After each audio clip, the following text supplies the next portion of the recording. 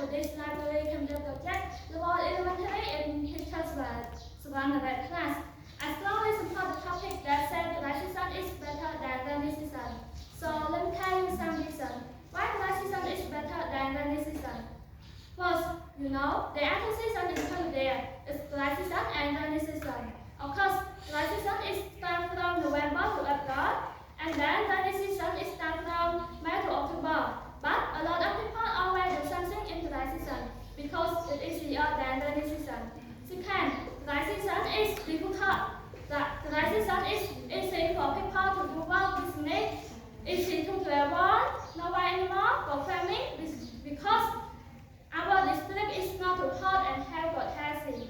Especially, many people in Cambodia need the dry season to harvest rice and other crops because Cambodia is a country that support agriculture and rice fields. But the rainy season is difficult to do everything. There are many mosquitoes, the fever, it's difficult to walk, to travel or to school, especially when it rains a lot. Roads are flooded, there are storms, it damages the environment and property. On the top of that, the rainy season is make people are sick and it's make our dangerous when we travel during rainy.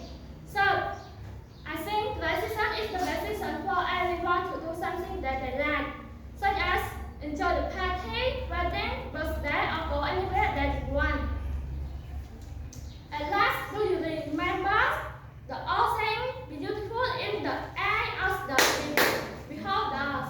Yeah, same go for Cambodia season as well.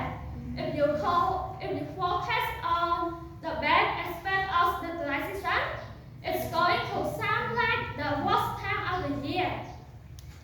So I prepare to dry season is better. So I prepare dry season to rainy season. In conclusion,